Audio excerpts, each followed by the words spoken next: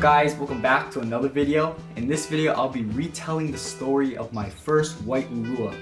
I have a video up on YouTube on me catching it, but it doesn't really tell the full story. I was watching the video and I was thinking maybe I'll make another video retelling the story, talking over the whole video, whatever was going through my mind and whatnot.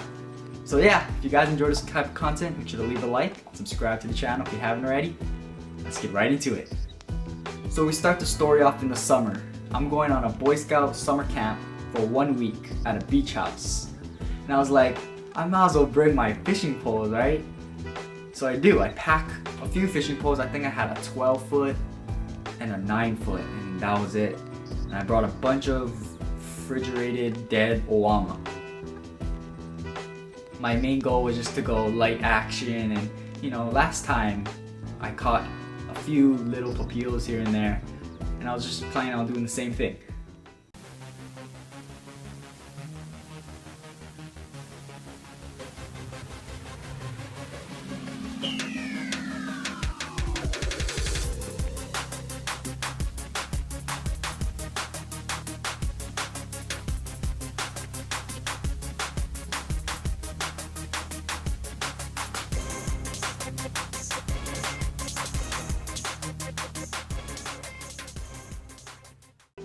So once we get to the house, I unpack everything, and I remember seeing a photo of like a 30-pound ulua. And I was like, they caught that here? Like, that got me excited, and I was like, maybe I should try.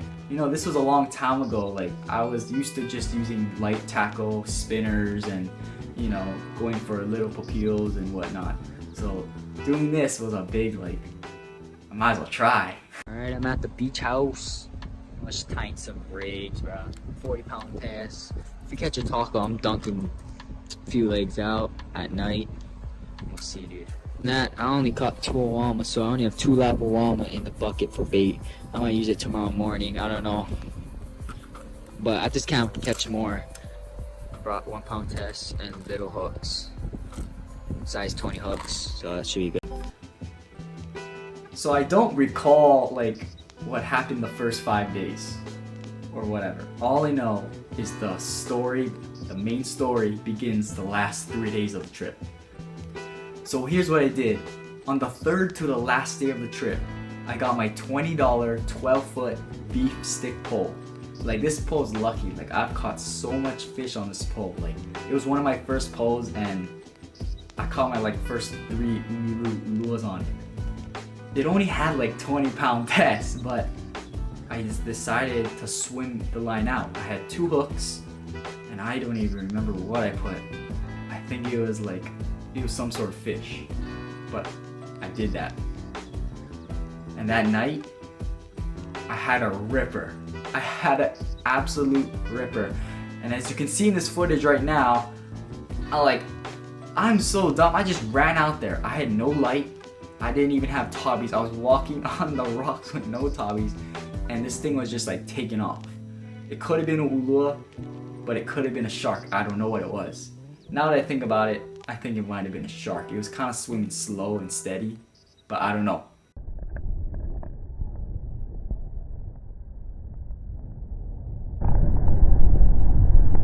I hope you guys can see that.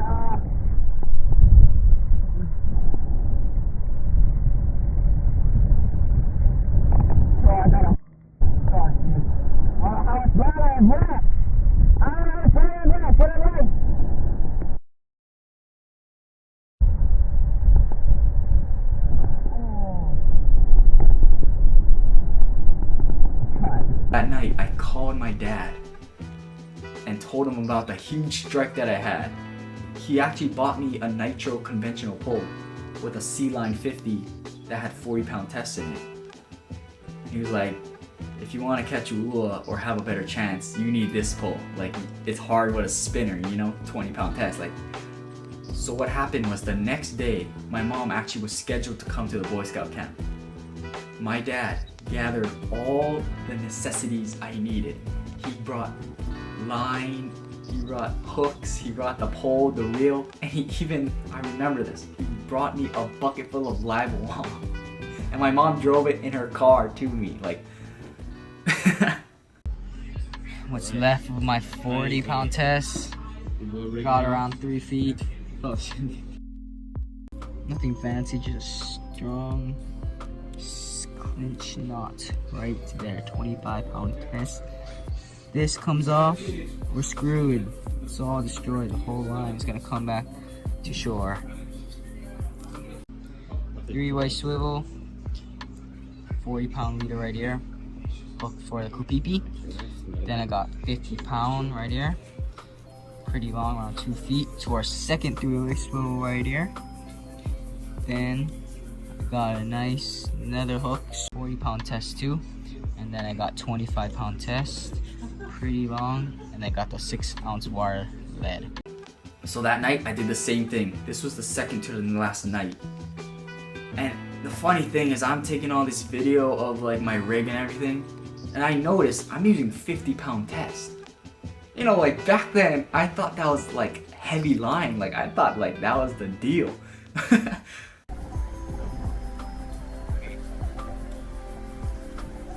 Bait right there, boys. Perfect size, dude. Let's get a few more. Alright.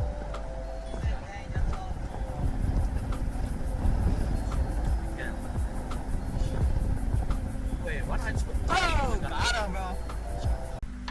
Oh my god, no, get killed. Oh my god.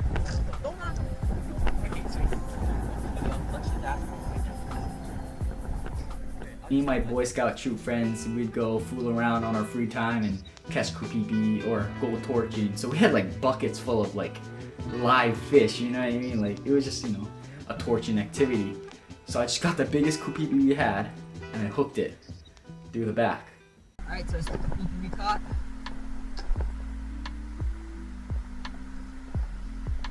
I was gonna pick one lucky winner.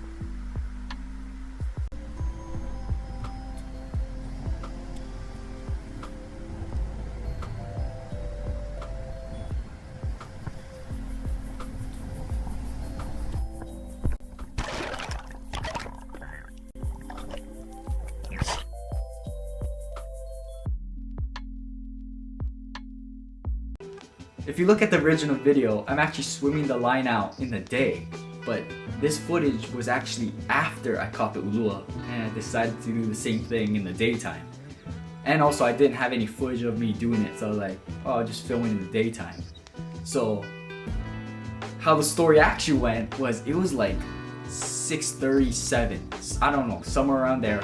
It was like you can barely see, like it was like sunset, you can barely see. And I'm freezing cold and I'm like, I have to swim this thing out. And I have no light and I also have no fins. You know, and after a while I'm like, alright, I can barely see with my mask. I'm just gonna drop the line right here. That was weird. I had a mask, but I didn't have fins. But here's the thing. I kid you not. Where I swam it to was literally like 30 yards offshore. Like, so how the beach was, it was like an interesting beach. Like, it was the beach house where my pole was, then it was like a little sand, then it was like a little lagoon with like tide pools, and then there was these 2 reefs that were probably like 15-20 yards out. My bait was 10 yards off that reef. Like, if I stood on the reef, I could have casted it. Oh, okay, back then I had no idea how to cast the pole. But now I'm saying I could have casted it easily. But who knows, maybe that was a good thing. My bait was literally lined up with that reef that stuck out of the water. Because that was the furthest I could swim it out. Anyway, I swim back. And, you know, I tighten up the pole. It's night. You know, I put the pole in the pole holder. I remember having this feeling, like this really good feeling, like what if something bites that, you know, like something bit it yesterday, what if something passes by again? And I literally got my camera, head mount, my tobbies, and I put everything I needed just in case on a chair right by the pole. And then I went in the house and we just did other things. with this Boy Scout camp, it's kind of like, you know, there's like a little schedule, like dinner time and whatever.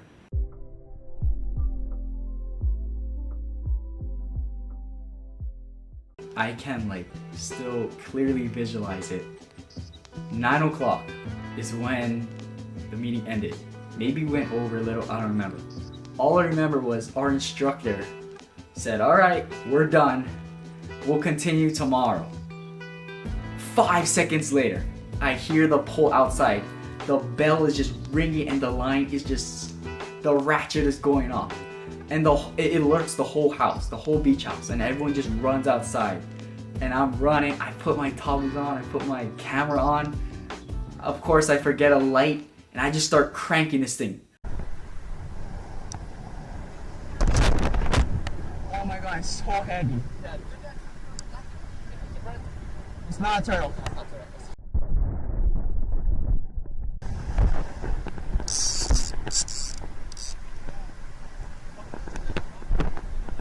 I'm gonna go on the leg. Bring the leg.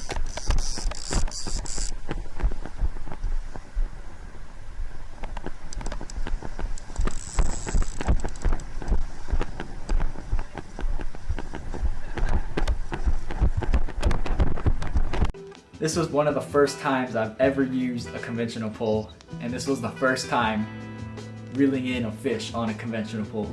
So I have no idea what I'm doing whatsoever. No technique, I'm just cranking this thing. The ratchet's still on and everything, I'm just cranking this thing.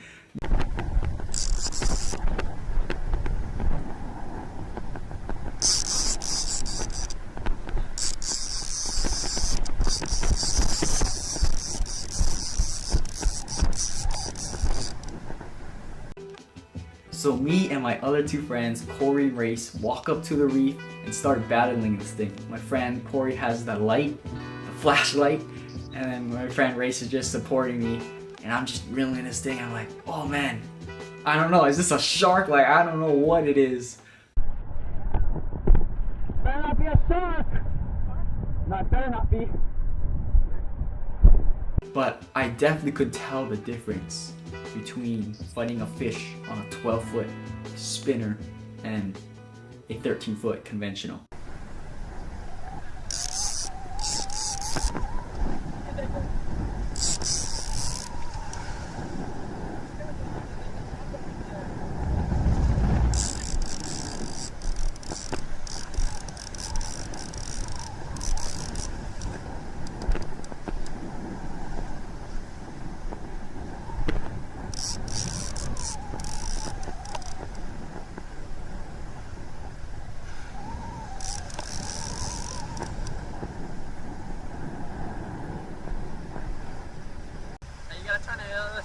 The other way. Need help? Yeah, you're recording. You're recording. Good. Okay. Towards the end of the fight, I'm trying to crank, and I realize I can't. And I'm like, what the heck? I look down at my reel, and all the line is bunched up in one area. Because I don't know how to guide the line back then. I knew nothing. All the line was gathered in one ball on the left side, and it was so big that the line could not spin. So I took some line out real quick. This wasn't in the footage. I don't have it anymore, I don't think. But I took some line out real quick, and I just moved the line to the right side, and I just started loading line on the right side. I forgot to hand my line. I was just reeling. If you went to the left, if you went to the right, you would have been.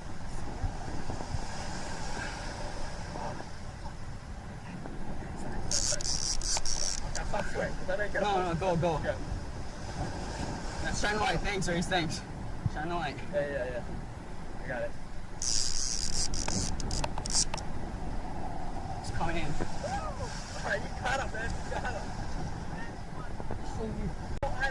This thing like 15 pounds, maybe?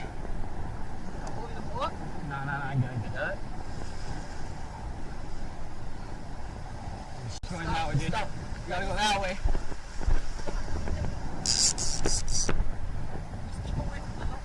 He's going in the rocks.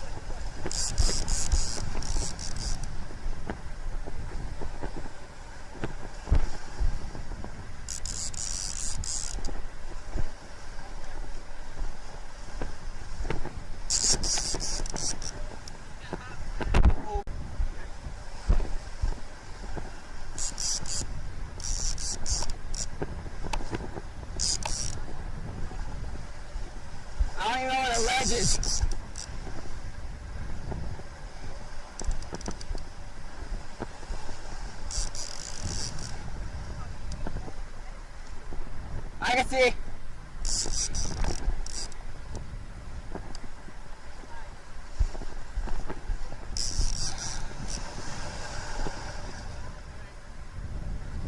Where is he, dude?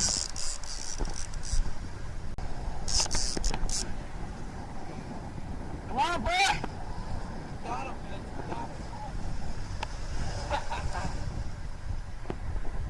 You can jump in, I'll jump in. Not yet. You gotta try to leg up if I jump in.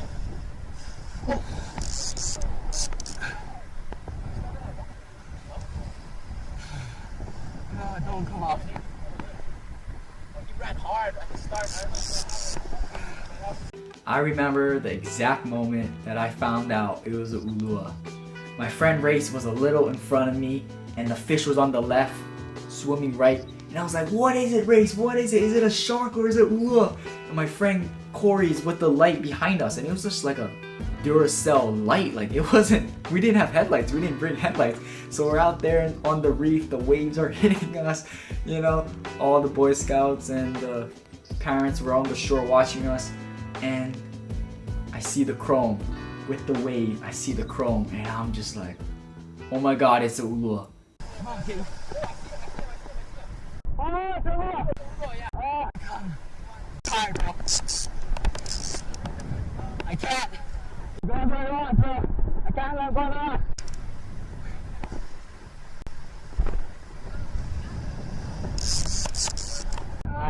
Come here. I can't see, bro. No, it's a ulua. It is, yeah. Come on, boy.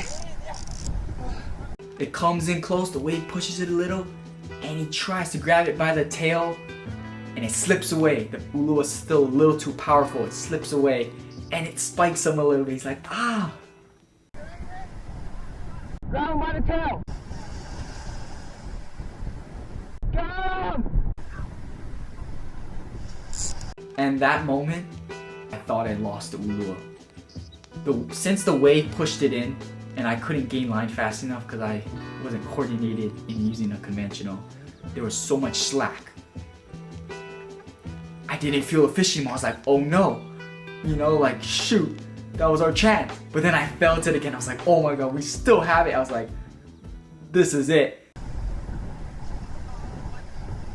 A bigger wave brings it in fully and the ulua's on the reef, swimming sideways on the reef, and my friend grabs it perfectly, tail and hands in the gill, and we just celebrate and the audio is just like broken, like your ears just... Race, grab him. Grab him, bro, grab him, grab him. Yeah! Got him, boy! Yeah! Yeah! Boy! Where's on the ledge? I know. We walk back to the beach, my friend puts it on the ground, and I'm looking at which thing it bit, and I was like, oh, it bit the taco, you know, I was always saying, it bit the taco. But later I realized the rig was actually upside down, and it bit the kupipi. Yeah! Wait, what hook did he bite? Oh, he bit the taco! Oh, it's on a fish line. Oh my god. Oh, for real? Oh, it's content right there. I took Terry's out. Grace just went in, dude. He went in the water.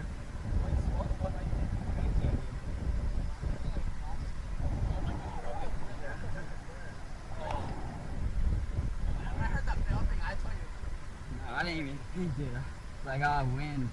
Then it's I heard the drag. Wow. No, it's not. It's not dead? No, it is, it is. Holy crap. Wow. And I remember how excited I was to call my dad up and tell him I caught ulua, you know, like it was so unexpected and I was just so happy.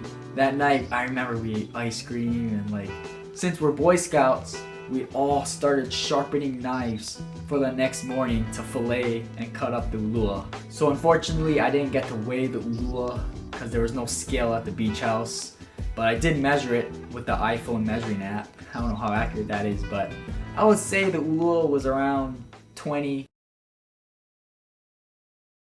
But anyway, we cut up the ulua, we cooked some at the beach house and made some ulua tacos, and then I got to distribute all the meat to all of my friends to take home for their families, and that was just such a fun time. And on the last night of the trip, I did the same exact thing, kupipi and taco. And I was swimming it out earlier, it was more like daytime, and I found my lead from yesterday in the same exact spot. That ulua must have hit the bait so hard that it just snapped the lead instantly. The lead was just sitting exactly where I put it. So what I did was I just took that lead and I put the new one in, and I had the same setup in the exact same spot. That night, nothing, silent. And then the next morning, I brewed up everything, and the kupipi was still on there, all lively. I actually took the hook out and I just released it and it swam away. So yeah, that's the full story of my first white ulua. I can still envision it clearly and I remember it like it was yesterday. I'm so happy I had a little Sony action camera to document everything, because that night was one to truly remember.